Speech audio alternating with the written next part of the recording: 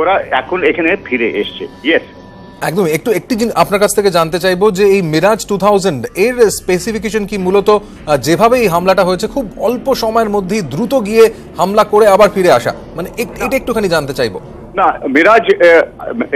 মিরাজ 2000টা এটা আপগ্রেড করা হয়েছে, এর এভিয়নিক্সটা, এর ওই ইলেকট্রিক্যাল সিস্টেমসটা, আর এর মধ্যে খুব আলট্রা মডার্ন ওয়েপন্স দিয়ে এটা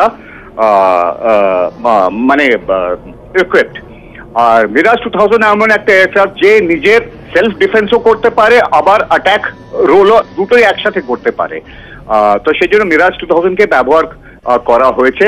আর আমরা যেরকম অ্যামিনিশন ব্যবহার করি, precision guided, laser guided ammunition ব্যবহার করি, পাকিস্তানের কাছে ওইটা কেনার ক্ষমতা নেই। তো স্ট্যান্ড অফ অ্যাটাক যেটা আমরা বলি, মানে দূর থেকে একটা প্রেসিশন স্ট্রাইক করার ক্যাপাবিলিটি ইন্ডিয়ার মধ্যে আছে, আর যার জন্য মিরাজ 2000 কে ব্যবহার করা হয়েছে।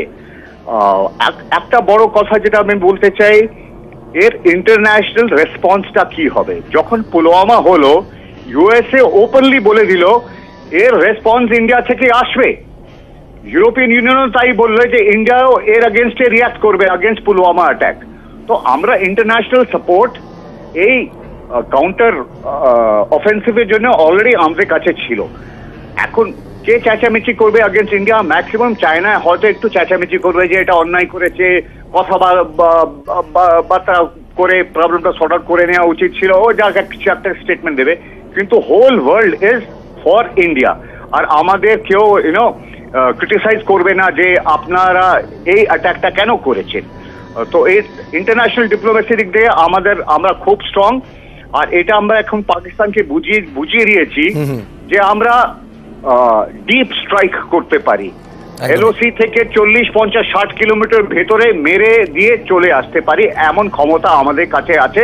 আর পাকিস্তান এয়ারফোর্স আমাদের কিছু করতে পারবে না। যেমন কি আজকে এই 12খানা মিরাজ গেল, মেরে চলে এলো, আমাদের কোনো ক্ষতি হয়নি। আর পাকিস্তান এর জন্য প্রিপেয়ার্ড ছিল, কিন্তু তাও কিছু করতে পারলো না। এখন দেখি কি হয়, নেক্সট অ্যাকশনটা কি। একটু আপনার কাছ থেকে একটা জিনিসই জানতে চাইবো যে লেজার গাইডেড বম অ্যাটাক যেটা বলা হচ্ছে, এবং রাত্রিবেলা এই হামলা এবং অন্ধকারের মধ্যে যেভাবে এই হামলাটা হলো, মানে সেটা নিশ্চয়ই অত্যন্ত অত্যাধুনিক ইকুইপমেন্ট রয়েছে ভারতের কাছে। হ্যাঁ, এটা আমাদের কাছে আছে, আমাদের কাছে অনেকদিন ধরে আছে লেজার গাইডেড মিসাইলস, যেখানে আমাদের কাছে ওই টার্গেট এরিয়ার লোকেশন, ল্যাটিটিউড, লংটিটিউড সব জানা আছে। হয়তো এর আগে আমরা এরিয়াল ফটোগ্রাফসও নিয়েছি, যেটা পাকিস্তান জানে না। আর আমরা এটা অ্যাসার্টেন করেছি যে ওখানে একটা অ্যাক্টিভ পাকিস্তানি টেরর ক্যাম্প আছে, যেখানে অনেক লোক আছে। এইসব পুরো জানার পরেই আমরা এই অ্যাটাকটা লঞ্চ করেছি, আমরা অন্ধকারে অ্যাটাকটা লঞ্চ করিনি। আর এত ডিপ ইনসাইড বালাকোটে গিয়ে পাকিস্তান হয়তো এটা এক্সপেক্ট করতে পারেনি। পাকিস্তান হয়তো ভেবেছে হয়তো 10-15 কিলোমিটারের মধ্যে একটা ইন্ডিয়া হয়তো কিছু একটা করে নেবে, এর চেয়ে বেশি অত ডিপ যাবে না। কিন্তু আমরা পাকিস্তানকে বুঝিয়ে দিয়েছি আমরা 50-60 কিলোমিটার ভেতরে গিয়েও মেরেও চলে আসতে পারি, যেটা আজকে হয়েছে। ইয়েস, অনেক অনেক ধন্যবাদ আপনাকে। আমরা কথা বলছিলাম প্রাক্তন সেনাকর্তা প্রবীর সান্যালের সঙ্গে, এবং তিনি যেটা জানালেন যে আগে থেকেই ল্যাটিটিউড এবং লঙ্গিটিউড ঠিক করা ছিল, এবং সেই ল্যাটিটিউড লঙ্গিটিউড আগে থেকেই কিন্তু ভারতীয় সেনাবাহিনীর নজরে ছিল, এবং সেইগুলোই কিন্তু লেজার গাইডেড বম অ্যাটাকের ক্ষেত্রে হয়ে থাকে। অর্থাৎ ওই ল্যাটিটিউড এবং লঙ্গিটিউড যদি সেট করে দেওয়া হয়, তাহলে কিন্তু এত অত্যাধুনিক সমরাস্ত্র ভারতের কাছে রয়েছে, তাতে কিন্তু শুধু একটা সুইচ অন করে দিলেই কিন্তু সেই মিসাইল চলে যাবে এবং সেই হানা হবে, এবং তাতে ধ্বংস হয়ে যাবে এই পাক ঘাঁটিগুলো। এবং আগে থেকেই কিন্তু ইমেজিং করা হয়েছিল, এবং সেখানে কিন্তু আগে থেকে বোঝা গিয়েছিল যে ওখানে পাকিস্তানের তরফ থেকে জঙ্গিদের একটা নড়াচড়া রয়েছে, ওখানে কিন্তু তারা প্রশিক্ষণ চালাচ্ছে, সেই খবর কিন্তু আগে থেকেই ভারতীয় সেনাবাহিনীর কাছে ছিল, এবং সেই জায়গাটা নির্দিষ্ট করে আগেই রাখা ছিল। এবং রাতের অন্ধকারে এসে প্রায় 50 থেকে 60 কিলোমিটার ভেতরে ঢুকে এই বিমান হানা কিন্তু চলে, এবং তাতেই যা জানতে পারা যাচ্ছে 200 জনের কাছাকাছি জঙ্গির ইতিমধ্যেই মৃত্যু হয়েছে। প্রতিরক্ষা বিশেষজ্ঞ হেমন্ত মহাজনের বক্তব্য আমরা একবার শুনে নেব এই গোটা ঘটনার পরিপ্রেক্ষিতে। कि हमारे पास विल पावर है इंडियन एयरफोर्स को इस्तेमाल करने के लिए, हमारे पास वेपन सिस्टम है इसको डिस्ट्रॉय करने के लिए। और पाकिस्तान जिन्होंने टेररिस्ट क्राइम जो पाकिस्तानी ऑक्यूपाइड कश्मीर में थे, जो हमारे आर्टिलरी रेंज के बाहर थे, उनको और वो पीछे ले गए थे।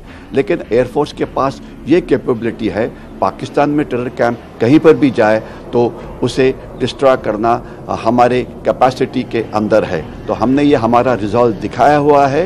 उसमें नुकसान कितना हुआ ये आने वाला समय बताएगा, लेकिन इससे पाकिस्तान और डर जाएगा। আমরা শুনলাম হেমন্ত মহাজন ভারতের প্রতিরক্ষা বিশেষজ্ঞ, তিনি ভারতীয় প্রতিরক্ষা বিশেষজ্ঞ। তিনি জানাচ্ছিলেন যে যেভাবে এই হামলা চলেছে তাতে কিন্তু পাকিস্তানের ভয় পাওয়ার যথেষ্ট কারণ রয়েছে, এমনটাই তার মতামত। এবং যেভাবে এই হামলা চলেছে রাতের অন্ধকারে বলা যেতে পারে, যখন ভোর 3:30 বাজে, কোনো রকম ধারণাই কিন্তু করতে পারেনি পাকিস্তান সেনাবাহিনী।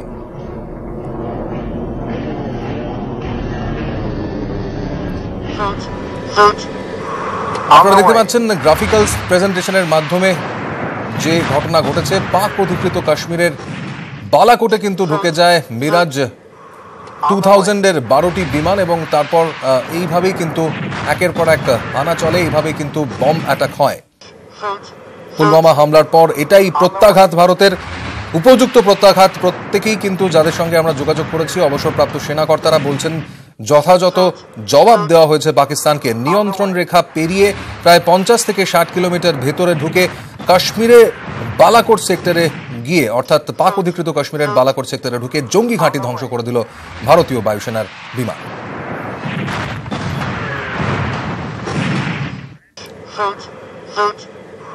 On the way.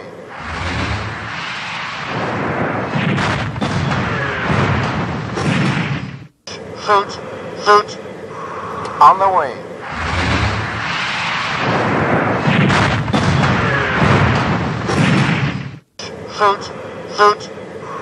On the way.